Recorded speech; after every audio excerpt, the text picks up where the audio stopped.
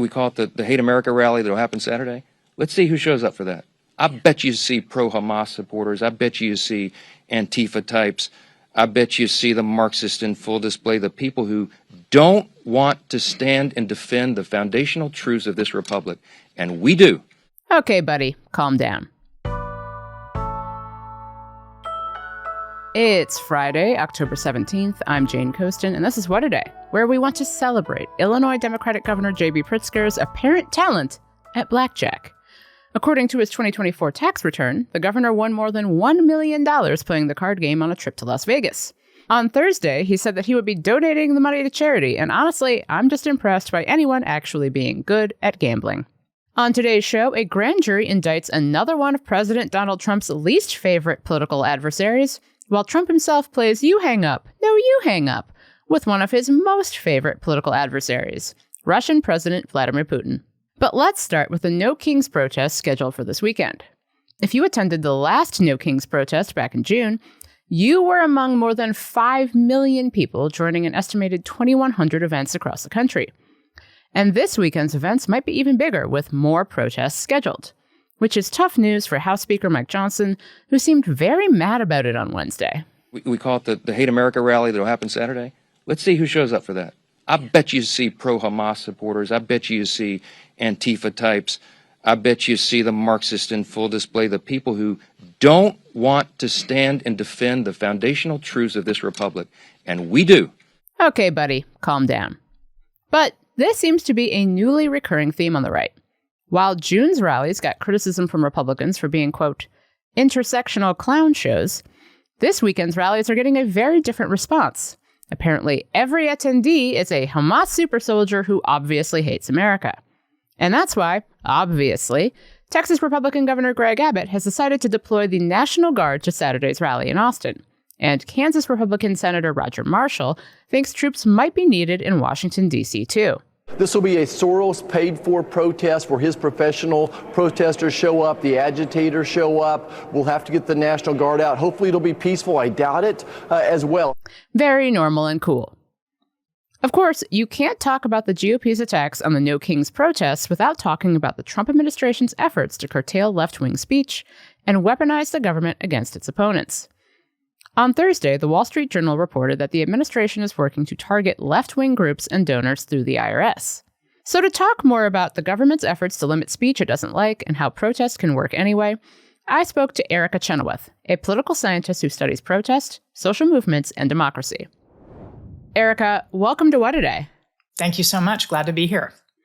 First off, I feel like our audience probably knows a lot about these protests and has already attended an earlier iteration, but can you tell us a little bit about the No Kings protests this weekend and who is actually going to the No Kings protests?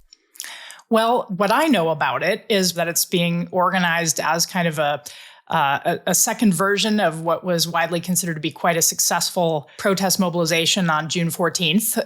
And the idea is to reprise that and to draw potentially even a larger crowd. Who's going? I don't know. I suppose we'll be finding out. One thing that my team has just published today is a study suggesting that we're seeing a lot more protest happening in counties where Donald Trump won the election than we did during at any period in a persistent way during his first term. And so I do think we're seeing people from unlikely corners of the country, what many people would consider to be kind of deeply red areas, showing up and participating in protests in ways that might be otherwise surprising to your listeners. In response to the first iteration of these protests, there were a lot of complaints from the right that everyone who went was old and useless, boomers, whatever. Now, they seem to be arguing that the No Kings protests are only attended by Antifa super soldiers and funded by, I don't know, Actually, that's a great question. Who is funding these protests?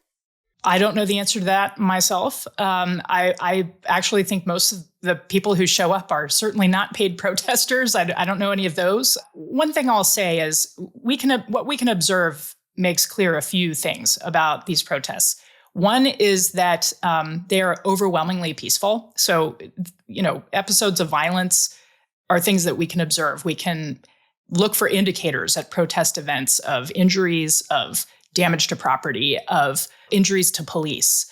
Those are things we can observe and that are widely reported when they happen and that we can keep track of. And what we found is that the current movement that's associated with No Kings has produced almost no significant injuries or property damage or anything like that throughout its entire duration this year. So it's something like 99.7% of the events feature no property damage, no injuries to protesters or police. Like these are overwhelmingly nonviolent and peaceful actions. I want to ask you a broader question, because we've seen with how the administration is talking about the No Kings protest, a lot of talk about how they need to figure out who's funding these protests full of Antifa super soldiers or something like that. And there was a Wall Street Journal report earlier this week that Trump is trying to use the IRS to go after his political enemies. Can you tell us a little bit about what they're actually trying to do here? Sure. I think there are two things that are going on that's quite familiar that we see around the world among people you might describe as aspiring authoritarians. One is to just systematically mischaracterize the political opposition as criminal. And that's just a way that they try to delegitimize their opposition using, whatever kind of tools they have at their disposal, whether they're legal or rhetorical or otherwise. And I do worry very much about the chilling effects that this might have. And I worry very much about the actual effects it might have on people who are engaged in lawful, peaceful assembly that's protected under the First Amendment.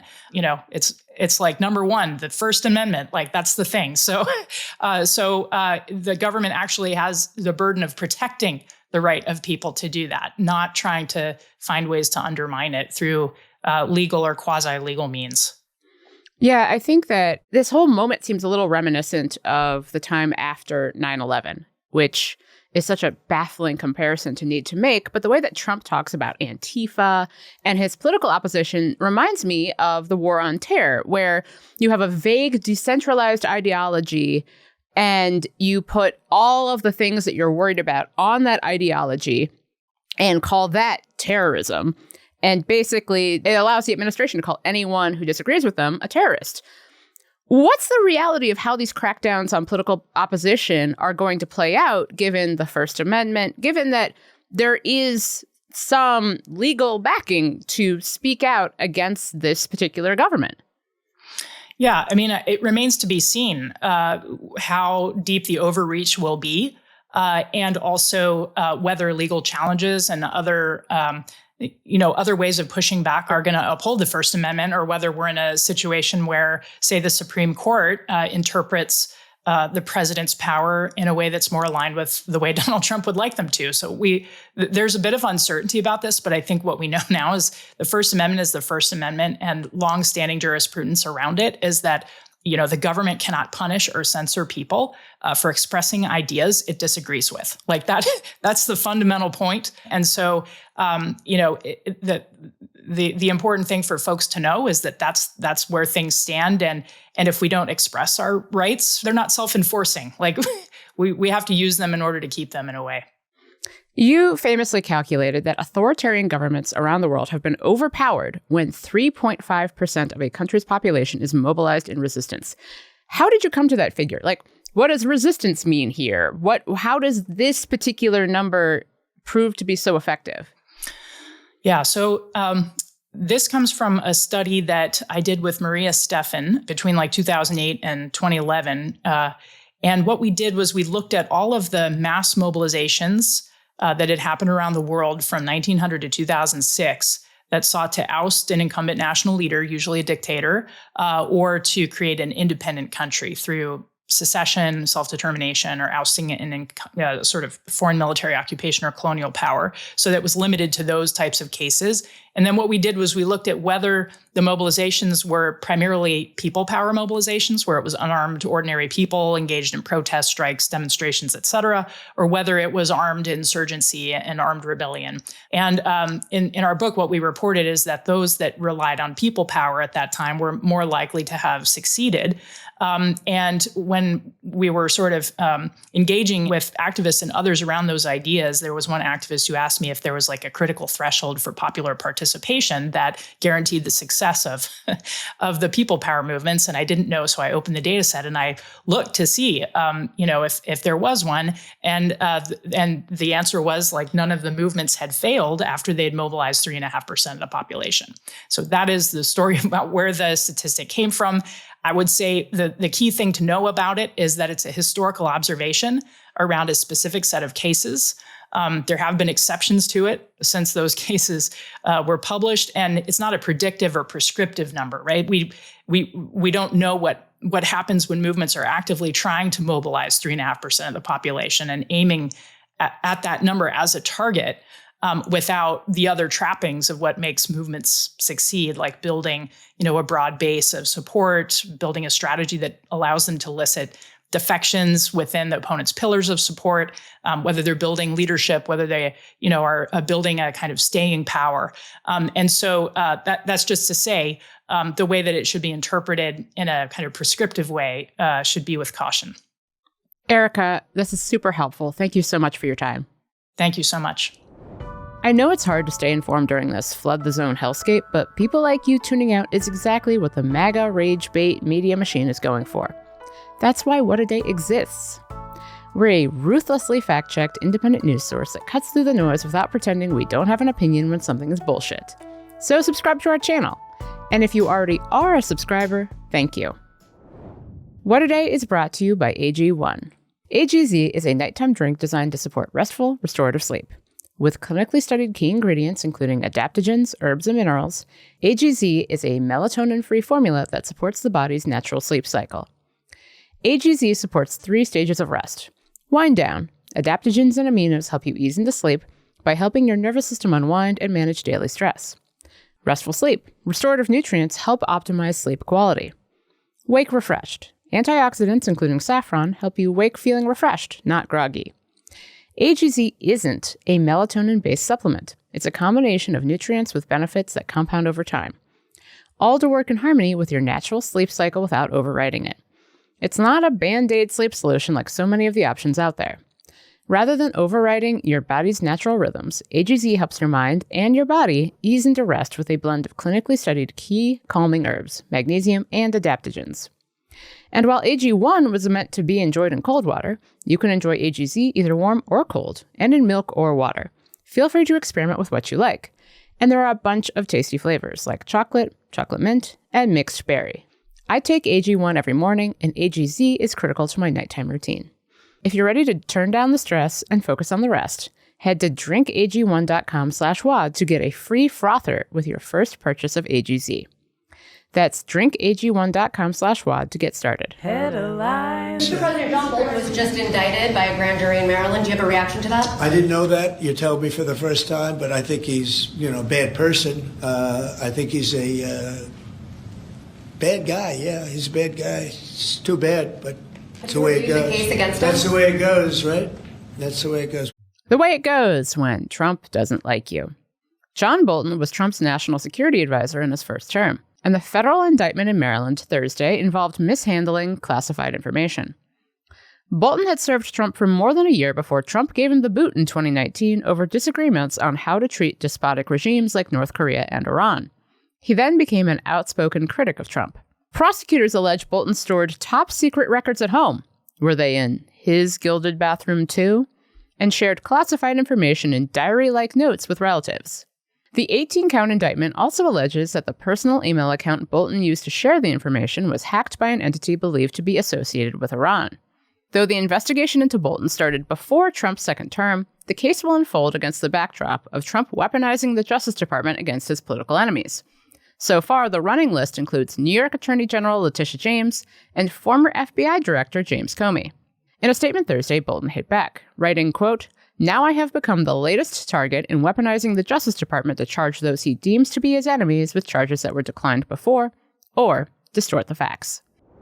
This week, the U.S. Senate failed for the 10th time to pass a funding bill to reopen the government. One of the core demands holding up a deal to reopen the government is extending Affordable Care Act subsidies. Senate Majority Leader John Thune appeared on MSNBC and floated a compromise. Republicans would guarantee Democrats a standalone vote on the issue. Well, I've told them, I've said we are willing to have the conversation. I've said if you need a vote, we can guarantee you get a vote by a date certain. At some point, Democrats have to take yes for an answer. But I agree totally. We are all about getting health insurance down, making it affordable to more people. A Republican guarantee? Sure. Illinois Democratic Senator Dick Durbin said that while Thune's suggestion of a guaranteed vote on the subsidies was progress, he was clear that, quote, it's got to be more than a promise that we might get around to it later. When asked about the offer from Thune, Senate Minority Leader Chuck Schumer was slightly less optimistic. Look, we're not negotiating in public, plain and simple. And Leader Thune has not come to me with any proposal at this point. The Senate is set to vote next week to pay some federal employees, including active duty members of the military, as the shutdown drags into its third week. Defense Secretary Pete Hegseth announced Thursday that the admiral in charge of U.S. military forces in Latin America will step down at the end of this year. Admiral Alvin Holsey took the job late last year, and the position usually lasts 3 years. The announcement did not provide a reason for Holsey's early exit, but an anonymous source told Reuters that Holsey and Hegseth had been butting heads over the last few days. Is it a coincidence that also in the last few days, Trump confirmed that the CIA is carrying out covert operations inside Venezuela, and that he declined to rule out conducting military strikes on Venezuelan soil? Must be. I'm sure it's also just a coincidence that over the past few weeks, alleged drug smuggling boats have been extrajudiciously bombed by the U.S. military without providing evidence to Congress that the boats have anything to do with drug cartels. Venezuelan President Nicolas Maduro addressed Trump's threats in a speech on Wednesday. No al cambio de régimen que nos recuerda tanto a las fallidas guerras eternas de Afganistán, Irak, Libia, y pare usted de contar.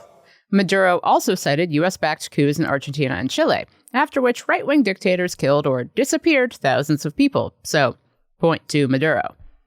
On Thursday, White House Press Secretary Caroline Leavitt was asked during a press gaggle whether Trump believes Maduro's days are numbered. I think President Trump believes that Nicolas Maduro is an illegitimate president leading an illegitimate regime that has been trafficking drugs to the United States of America for far too long, and we're not going to tolerate it. Donald Trump, the peace president. Trump says he phoned Russian President Putin Thursday to kick up momentum for the 2026 Nobel Peace Prize. Peace in Ukraine. His Truth Social post about all this said that the conversation was productive and that it could lead to a face-to-face meeting in Hungary. Things have been icy between Trump and Putin lately, especially after that summertime summit they held in Alaska turned out to be a low-cal nothing burger. There were no peace deals, and Russia kept unloading drones and missiles on Ukraine. But Ukrainian President Volodymyr Zelensky has been getting more FaceTime with Trump. Zelensky dressed to impress Trump at the White House in August, and he's set to be there again today. The stakes are high. Trump threatened to provide Ukraine with Tomahawk cruise missiles that can strike deep into Russia. Ukraine's made a habit of destroying Russian oil and gas facilities, and the missiles could put more of them in reach. As for whether Trump can get Putin and Zelensky to talk face-to-face, Press Secretary Caroline Leavitt fielded that one to reporters. The president and President Putin discussed meeting together in Budapest, and President Trump will talk about that opportunity with President Zelensky when he's here at the White House. Trump says cooler heads might eventually prevail, though, thanks to him. His Truth Social post boasts, quote, I actually believe that the success in the Middle East will help in our negotiation in attaining an end to the war with Russia/Ukraine. And that's the news. One more thing. It's been a tough time in America lately for everyone who values. You know, respect, dignity, not being a racist in a group chat. It can feel as if the worst people in the world just keep benefiting from being the worst. But not always. Sometimes the worst people fail. Miserably. Take Ryan Walters. Until very recently, he served as Oklahoma's state superintendent of public instruction, a position he seemed to view as a license to make Oklahoma schools as Trumpy as humanly possible. For example, In November of 2024, Walters announced that he was requiring all Oklahoma schools to show a video of himself praying for Trump. Here's a portion of that video. I will now say a prayer. And to be clear, students, you don't have to join. But if you so wish, I'm going to go ahead and pray. Dear God, thank you for all the blessings you've given our country. I pray for our leaders to make the right decisions. I pray in particular for President Donald Trump and his team as they continue to bring about change to the country. That's after he decided that all schools in Oklahoma should teach the Bible in grades 5 through 12. Getting copies of a certain Bible for every school would cost $3 million, which is odd because you can find the Bible for free online, easily. And earlier this year, Walters decided that any teachers coming to Oklahoma from, quote, progressive states would need to pass a test to ensure they weren't too woke. Now, here's where I usually have to tell you that Walters had tons of support from his fellow Republicans for his fight against socialism or something. But he didn't. Because during his time in office, lots of Republicans in Oklahoma seemed to think Walters was too focused on culture war bullshit and not focused nearly enough on his actual job. See, besides the nonsense I just listed, things just kept happening to Ryan Walters. Like the time somehow images of nude women were playing on a TV in his office during a meeting. Or the many times he made the state pay for his out-of-state trips to, for example, go see a, quote, anti-abortion horror film, or meet with the creator of Libs of TikTok. The total for those trips for himself and his staff? $30,000. So when Walters unexpectedly resigned to lead a conservative group aimed at, quote, destroying teachers' unions, even his fellow Republicans seemed thrilled to see him gone. Oklahoma's Attorney General said Walters was, quote, an embarrassment to our state. One of the first acts of Walters' replacement, Lyndall Fields, he canceled that whole Bible curriculum thing Thursday, saying he has, quote, no plans to distribute Bibles or a biblical character education curriculum in classrooms. Instead, he wants to do something wild and crazy. Focus on Oklahoma's schools. That's all for today. If you like the show, make sure you subscribe, leave a review, contemplate the horrible news that the wine industry is in trouble, and tell your friends to listen. And if you're into reading, and not just about how, yes, we told you yesterday that alcohol is linked to dementia, but also the wine industry is facing challenges from climate change and consumer dissatisfaction, like me, What A Day is also a nightly newsletter. Check it out and subscribe at crooked.com/subscribe. I'm Jane Coaston, and look, if the wine industry needs me to step up, I will meet the challenge.